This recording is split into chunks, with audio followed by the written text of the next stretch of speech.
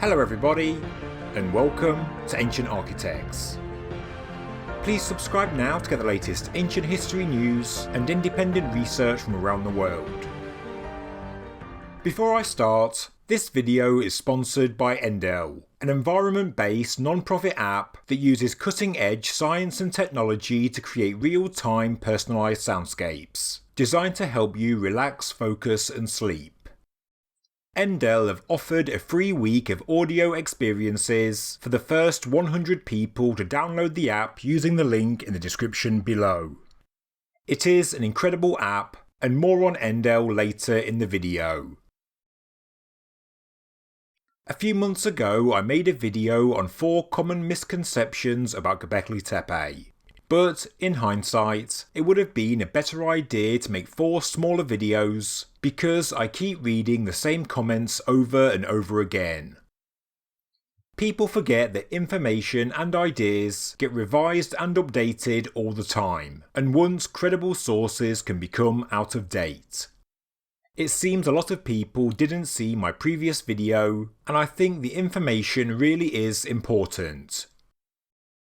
In this video, I'm taking a more focused look at the claim that Göbekli Tepe was intentionally buried sometime around 10,000 years ago, after around 1,600 years of habitation.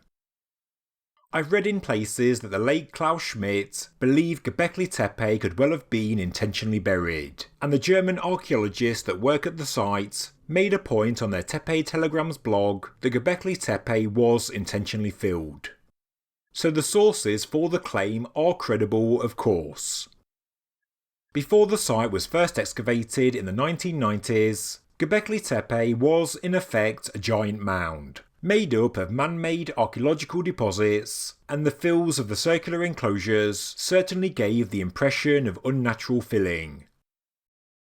Archaeologist Nesmi Carroll also sees evidence of the purposeful burial of some of the enclosures at Karahan Tepe, due to the slope of the infill layers that defies the natural land topography and hence gravity, so there does seem to be a common theme.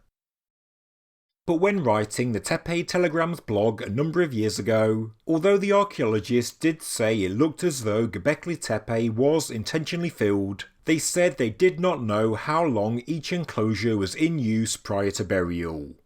They didn't know how long the filling process took, but there was evidence of many filling activities, and these ended around 8000 BC.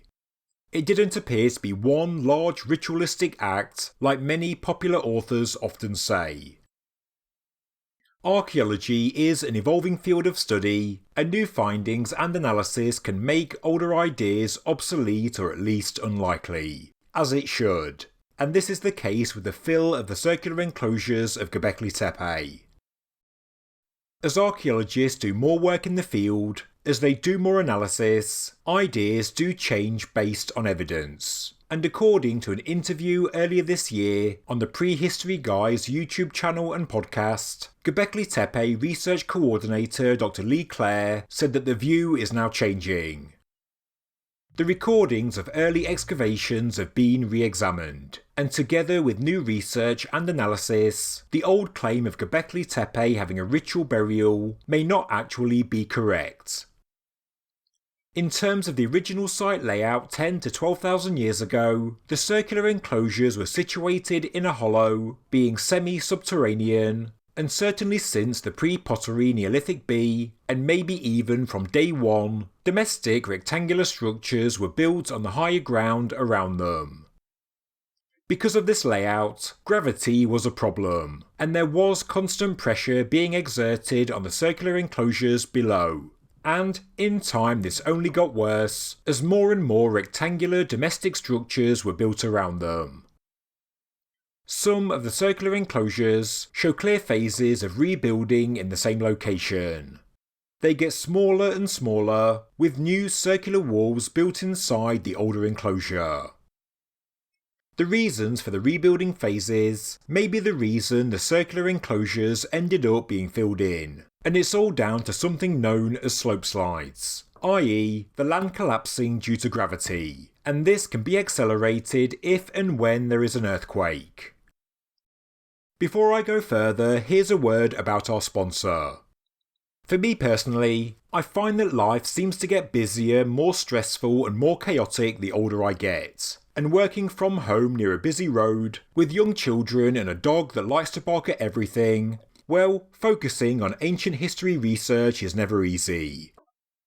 If you need to increase your focus, and if you're anything like me, then you will love Endel, an app that creates personalised soundscapes, and it has genuinely helped me get that much needed mental clarity, and hence increased my own productivity.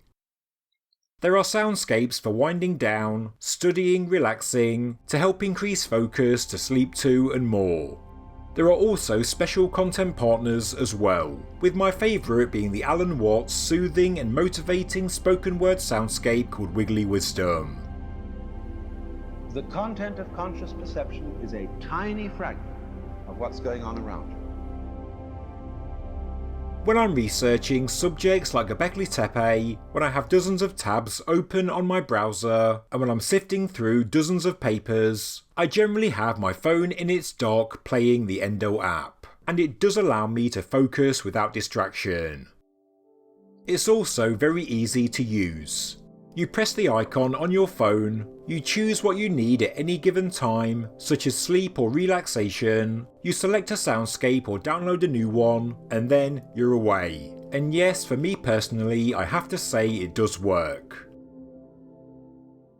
To the viewers of the Ancient Architects channel, Endel have offered a free week of audio experiences to the first 100 people to download the app using the link in the description below.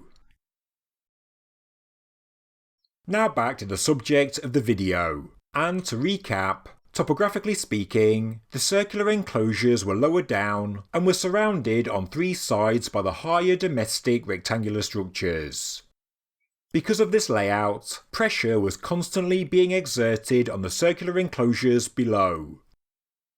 There is evidence, especially with enclosures C and D, that the land and rectangular structures that surrounded these enclosures did collapse into them. This is likely the reason the ancient people built a retaining wall to help hold back the creeping land. Yes, between the circular enclosures and domestic buildings, the people of Göbekli Tepe built a retaining wall. Repairs to the circular enclosures show that this had been going on for a long time, probably throughout their history in the Pre-Pottery Neolithic A and B. It looks as though the ancient people were trying to alleviate this pressure from above. Maybe the slope slides continued over time, and eventually the damage got so bad, or the enclosures became completely engulfed with material, that they made the decision to completely abandon specific enclosures. Then, maybe the people of the Pre-Pottery Neolithic B simply finished the job that nature had started, and filled them up to form a new ground surface.